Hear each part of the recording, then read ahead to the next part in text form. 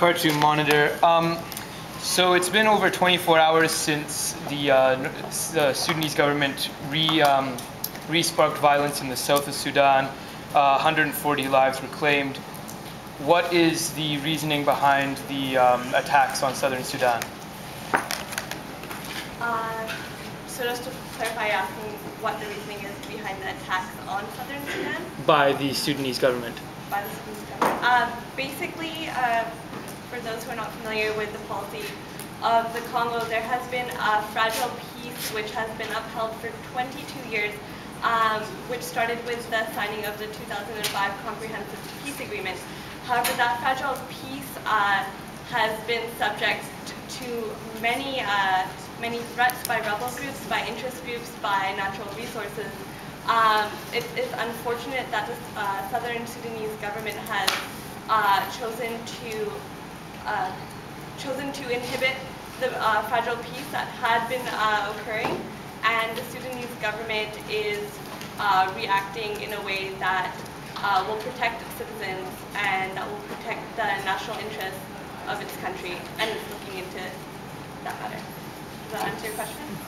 Thank you. Vanguard? Vanguard, Nigeria News.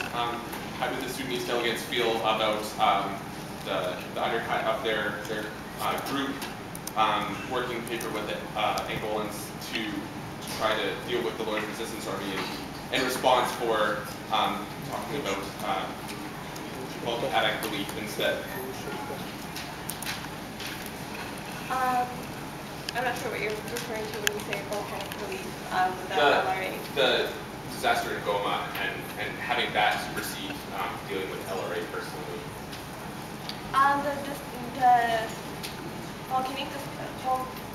volcanic disaster that occurred in the Congo is unfortunate.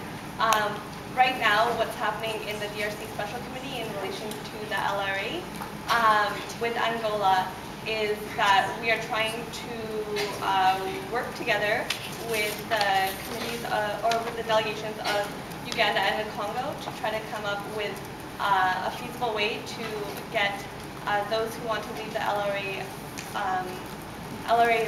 rebel group out, and those who do not to try to pursue some sort of tactic to deal with that.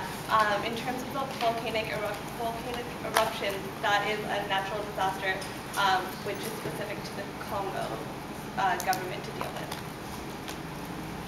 Thank you. Yes, ma'am? Male starting in South Africa. How does Sudan feel about on the World Bank in particular? How does Sudan feel about the recent walking out of the United States, which is in effect stalled all talks during the World Bank? I think Sudan is very disappointed. From the beginning, the U.S. had made it clear that they were going to attempt to work with everybody, and I think they're sort of imposing their power on poor nations like Sudan, and now they've walked out, and Sudan is a signatory of the resolution, and so the U.S. is refusing to work on it, and it does stall progress for countries like Sudan that really need to start working towards development. Woo! Yes. Cartoon Monitor again. You made a brief reference to the Comprehensive Peace Agreement, but the actions of the Sudanese government seem to be negating everything that Comprehensive Peace Agreement has set out to achieve. Can we expect the referendum on the separation of the south of Sudan to follow through in 2011 if there's some kind of violence and aggravation is going to keep on continuing from the Sudanese government?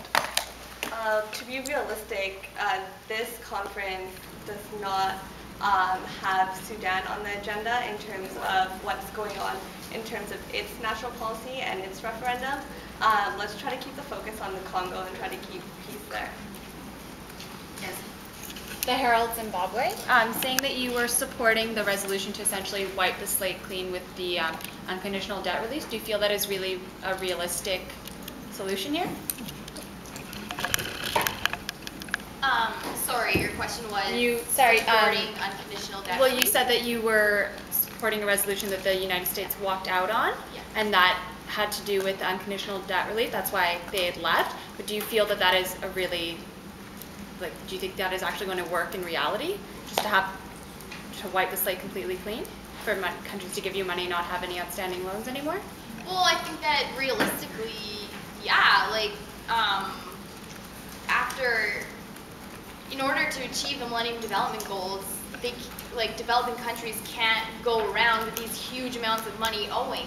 So it just impedes work towards the Millennium Development Goals, and I just don't think it's fair to developing countries to have that burden on them because it doesn't allow them to really get anywhere. So yeah, like, and one point that was brought up in the conference was that when those major debts incurred, it wasn't just the developing countries' fault. The World Bank lended out lots of money without sort of putting, like, I guess, making it reasonable. So, yeah. Unfortunately, our time has expired. Thank you, Sudan.